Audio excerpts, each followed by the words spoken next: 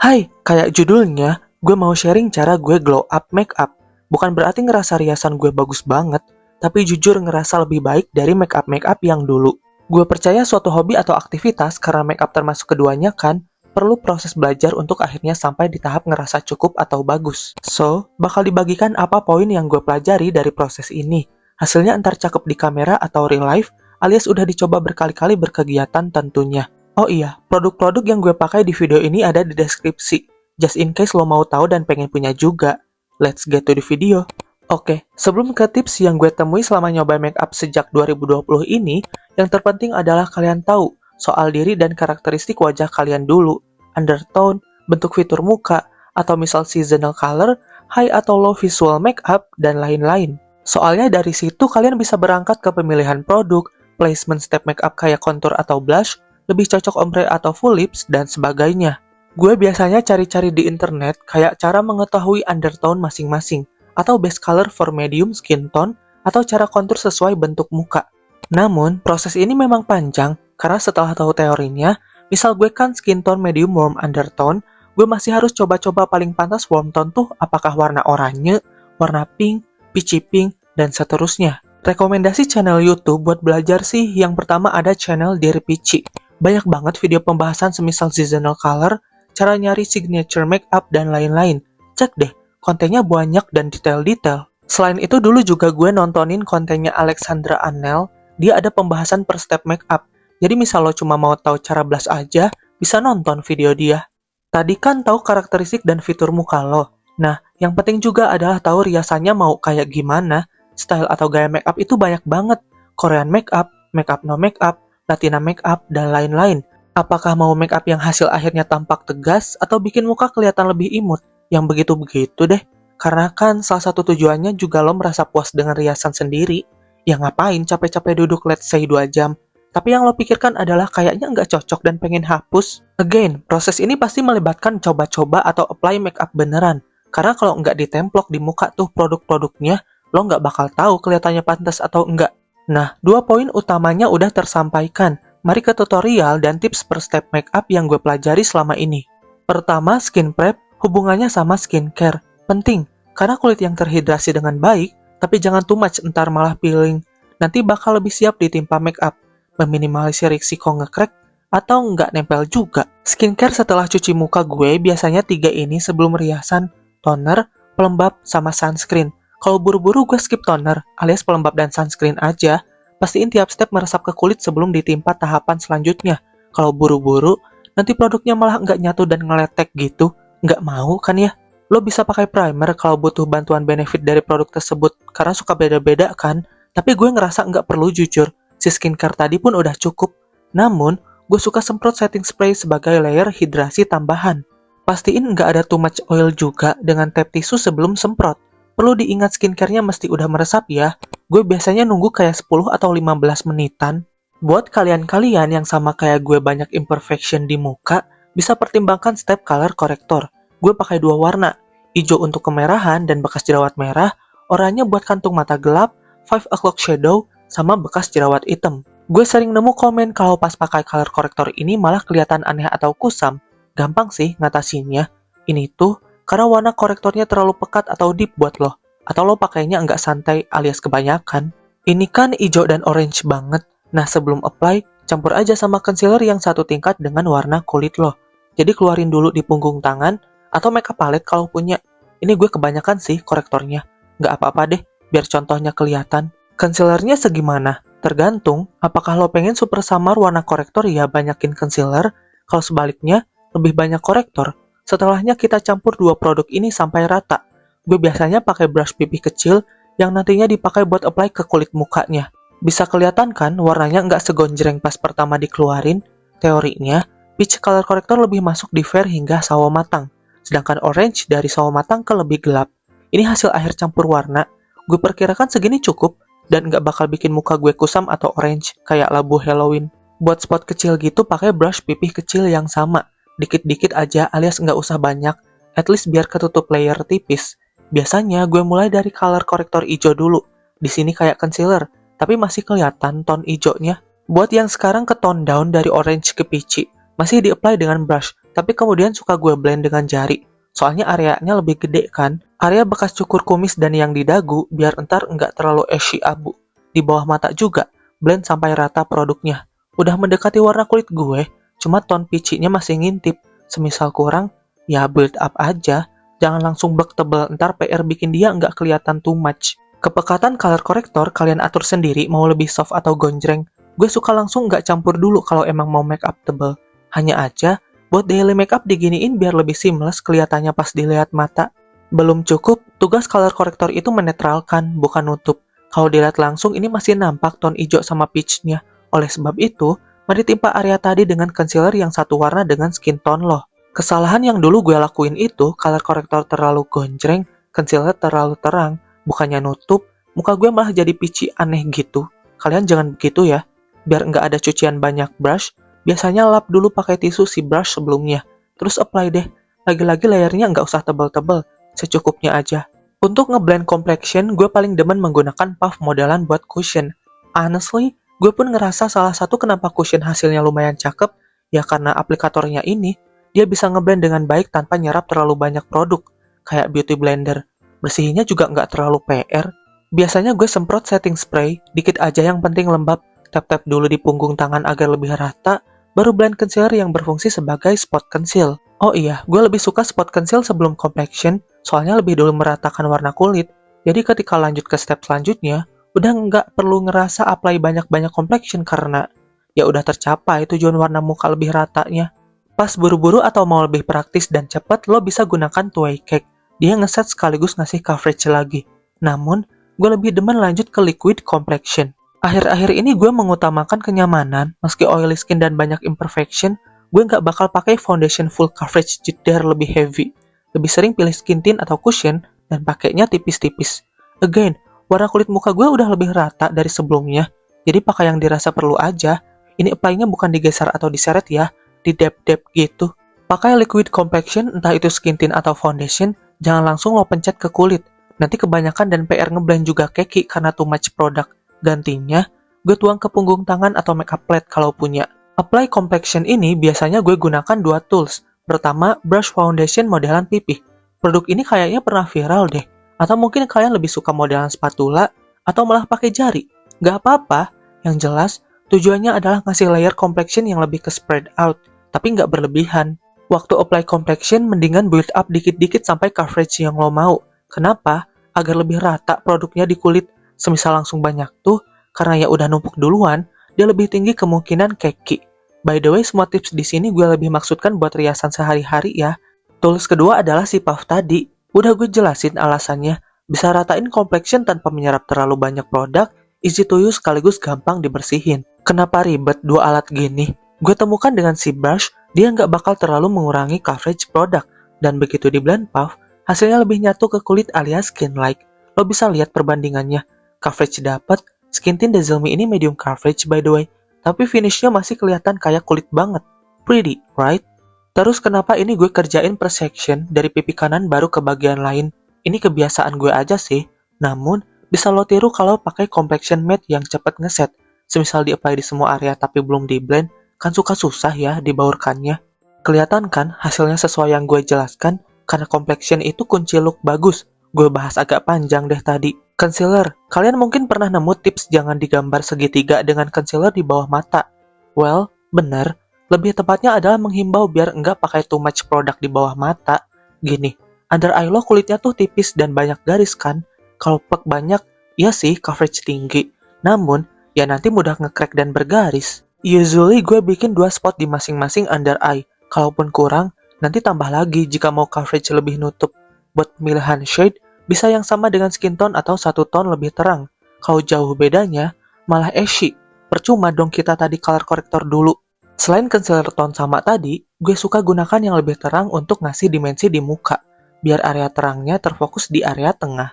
Penempatannya kayak di video, nggak perlu banyak-banyak apply-nya. Mau blush lo tahan lama alias nggak gampang hilang? Gampang, combo cream atau liquid blush dengan powder blush. Yang cream atau liquid jelas pakainya sebelum powder. Gue warm tone dan suka orange atau peachy tone, jadi ini pakai punya Dermy Beauty. Ini bakal gue bilang berulang-ulang sampai berbusa. Apply produk makeup di muka sedikit demi sedikit.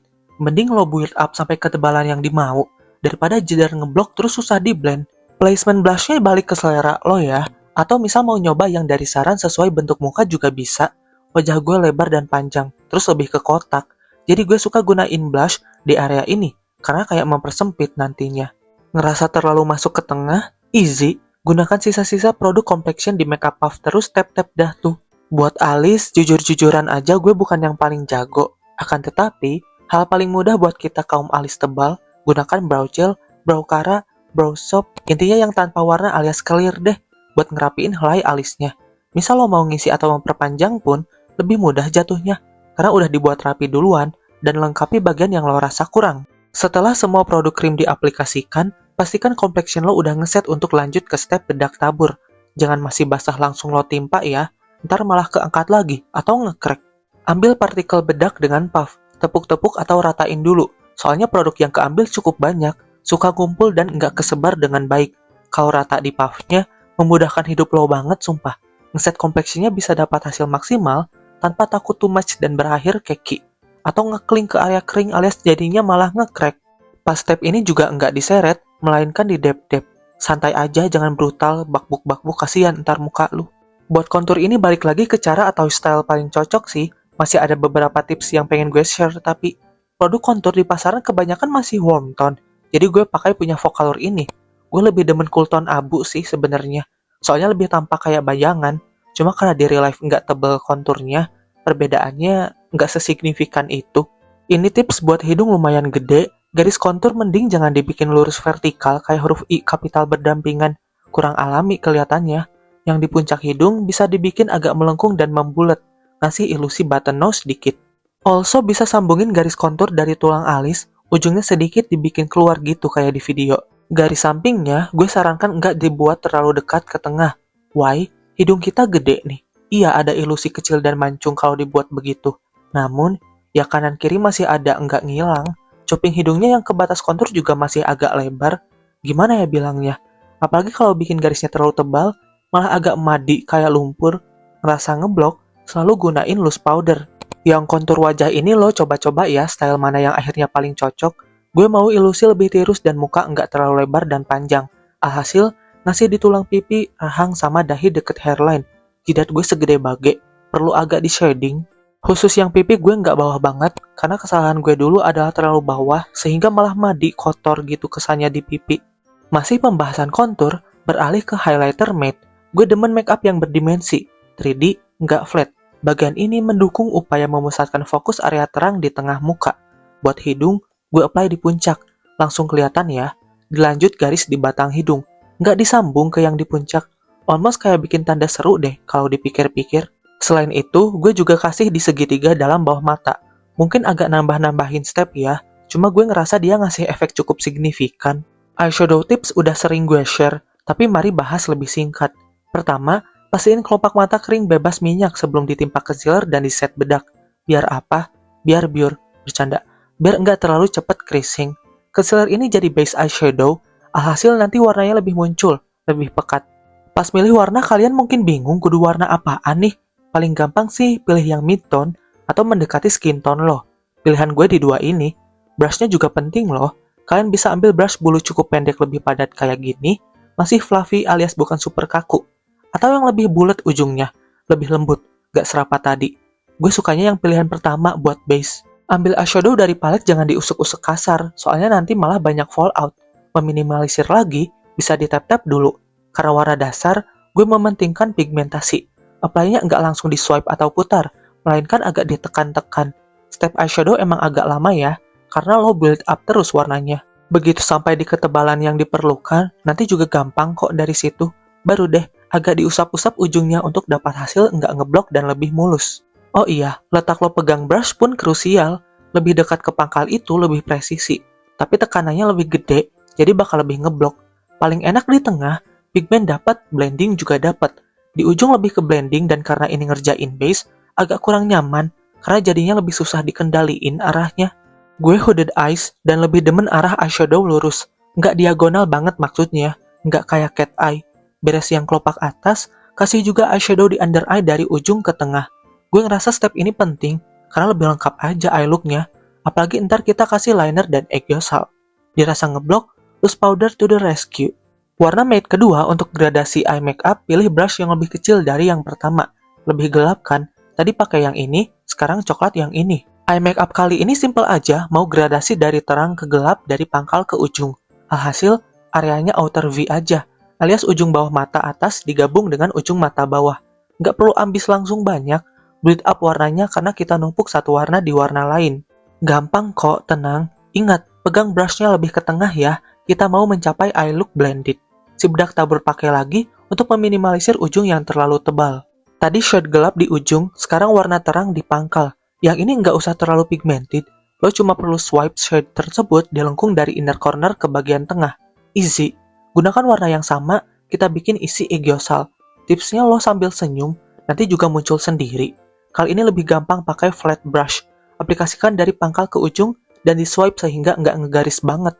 Ini ada yang kurang, yakni belum tegas garis matanya. Shade paling gelap, atau kalau nggak ada, ya yang mirip-mirip warna outer V tadi juga bisa.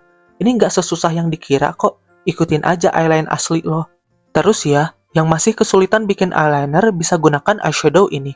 Masih dengan alasan hooded eyes, eyeliner paling tidak ribet adalah yang lurus, alias bukan cat eye. Keuntungan pakai eyeshadow tuh, misal garisnya mencong, atau beda sebelah gampang dihapusnya. Bisa buat latihan, bisa buat jadi dasar nanti ditimpa eyeliner spidol. Garis bawah biasanya gue ambil dari tengah, lalu dibawa keluar. Paling yang di ujung agak dibikin lebih tebal, garis Eggyosalnya belum. Gue paling suka manfaatin kontur, soalnya dia bikin bayangan gitu kan. Ini brush nail art sih, namanya di orange. Gampang bikin Eggyosal pakai ini, soalnya super kecil dan tipis. Senyum lagi, saran gue nggak ikuti garis yang bawah, karena nanti kegedean, ntar malah tampak bengkak. Lebih ke atas sedikit, baru dah dibikin. Biasanya gue agak melengkung sedikit, jadi bukan garis horizontal lurus. Biar lebih nyatu ke eye makeup, apply sisa warna pertama di ujung Eggyosal. Shimmer, letak shimmer yang nggak pernah salah itu di inner corner. Dia ngasih efek mata lebih pop dan kebuka. Shade shimmernya yang light alias terang ya, kalau mau lebih dalam tanda kutip dramatis, bikin shimmernya juga naik melengkung. Selain jadinya kontras dengan kontur, efek partikel kilaunya pun cakep dilihat dari depan ataupun samping. Eyeliner, lo mungkin takut ngegeser makeup karena tangan nggak stabil dan perlu tumpuan, tapi ngeri nempel di kulit. Hacknya itu ambil powder puff, bawaan bedak tabur lo. Masukin jari kelingking di sana, terus bikin eyeliner kayak biasa. Dia udah otomatis bakal jadi pembatas antara jari dan kulit muka. Udah nggak perlu khawatir lagi ngerusak complexion. Pas bikin, melek kayak biasa. Nggak usah lihat ke bawah atau atas, nggak disipit-sipitin atau melotot. Real lihat kaca di depan lo aja, kayak lagi lihat ke depan. Masih soal eyeliner, tadi udah bikin liner dengan eyeshadow kan, lo bisa bikin dia jadi acuan atau template. Nggak perlu bingung jadinya arahnya gimana, meminimalisir beda kanan-kiri. Kalau ntar nggak persis, ya masih wajar lah. Step ini mungkin perlu nggak perlu, namun gue ngerasa kehadiran tahi lalat itu bikin riasan nggak kelihatan flat. Ini gue timpa tahi lalat gue yang udah ketutup makeup. Cuma kalau lo mau bikin baru juga, bisa sih, terserah lo aja. Makeup mata ini tampak cakep tanpa soft lens. Ini gue pakai karena rabun jauh ya. Maskara, sebagai pemilik bulu mata lurus dan turun, tentu aja udah coba beberapa trik. Lo bisa panasin dulu penjepit bulu mata. Gue suka pakai hair dryer. Ada ngefek dikit emang, cuma ini gue mager. Buat jepit bulu mata nggak cuma sekali, soalnya suka nggak kena bagian pangkal sama ujung. Selain itu, usai dijepit biasa, coba agak dibawa naik, sehingga lebih melengkung nanti hasilnya. Pas pakai maskara juga ada tipsnya, kacanya diletakkan agak ke bawah. Lo dongak sedikit, terus lihat ke kaca tersebut. Cara aplikasi ini selain bisa memudahkan lo mencapai tiap helai bulu mata, juga meminimalisir maskaranya kena kelopak mata. Suka pada begitu kan, item-item jadinya. Pilih maskara terserah sesuai selera lo. Gue demennya yang bikin lentik terpisah, nggak terlalu ngejar volume. Tips yang tadi berlaku buat kedua tipe maskara ini kok. Nih, lo bisa lihat perbandingan before after pakai maskaranya. Cukup signifikan. Pas apply maskara di bulu mata bawah ya sebaliknya, kaca agak diangkat, sedangkan lo sedikit menunduk. Kayak di video dah tuh, hasil udah dipakein kanan kiri. Cakep kan? Gue pakai bulu mata palsu karena depan kamera. Yang tadi pun udah cukup sebenarnya, biar lebih kelihatan di video aja ini. Gue bilang sebelumnya, gabung liquid atau cream blush dengan powder blush biar lebih awet. So, kita pindah ke step blush kedua ini.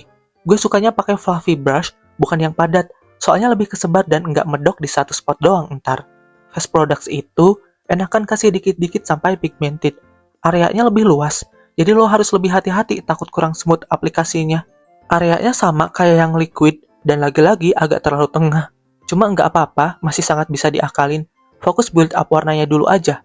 Selain di pipi, gue kasih di dagu. Muka gue kan agak panjang ya, ngasih di area ini bikin ilusi memperpendek. Kalau yang di hidung, emang gue suka lu kayak hidung pilek. Lo bisa skip kalau ngerasa too much blush.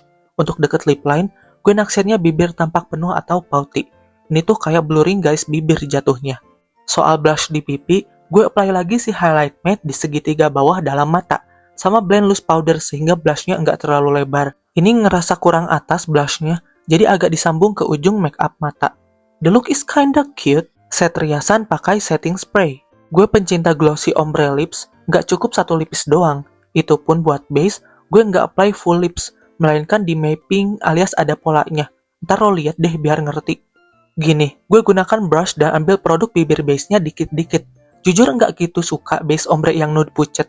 Soalnya di gue selalu jadi pink hasilnya pas udah digabung inner ombre. Inner bibir bawah hampir rata ke samping ya. Dari tengah tarik garis ke bawah. Demi look bibir lebih penuh, gue ngikutin lip line bawah. Nggak perlu dibikin ke ujung banget sih, ntar juga kena setelah di blend. Yang atas standar, kayak bikin dua gunung segitiga. Kasih di cupid's bow sama sudut bibir. Baru deh di blend, lo bisa gunakan brush yang sama atau di tap-tap jari. Semisal terlalu ngeblur atau ilusi peletakannya hilang, tinggal kasih lagi. Kayak 3D gitu ya bibirnya. Belum beres, kita kasih inner ombre-nya yang glossy finish. Ini lip tint, letaknya mirip tadi sebenarnya. Bedanya nanti nggak super di blend, dibaurkan ujungnya aja. And here's the final look. Menurut lo gimana? Again, gue nggak merasa make up gue super bagus lebih cakep dari orang lain, enggak. Namun, gue bisa bilang lebih bagus dari riasan gue yang dulu. Iya kan? Atau lo ngerasa malah lebih jelek? Kasih tahu aja deh di komentar. Itu dia tips-tips make up yang gue pelajari agar riasannya kelihatan lebih proper, entah itu di kamera atau real life. Semoga bisa membantu ya. Dan lo cari banyak tips make up, kalau nggak dipraktikin ya percuma. Semua pasti berproses kok. Jadi jangan nyerah nyoba make upan terus. As always, produknya gue list dengan nama shade dan link di deskripsi. Kalau kalian kepo dan pengen punya juga, bisa cek di sana ya. And that's the video for today. Kalau kalian punya permintaan topik makeup yang pengen gue bahas, komen aja di bawah. Jangan lupa tinggalkan jejak biar videonya dibaca algoritma dan bisa ditemukan lebih banyak orang. Cek juga TikTok dan Instagram gue di @tobinggar. Thank you so much for watching. See you next time. Dadah. Bye.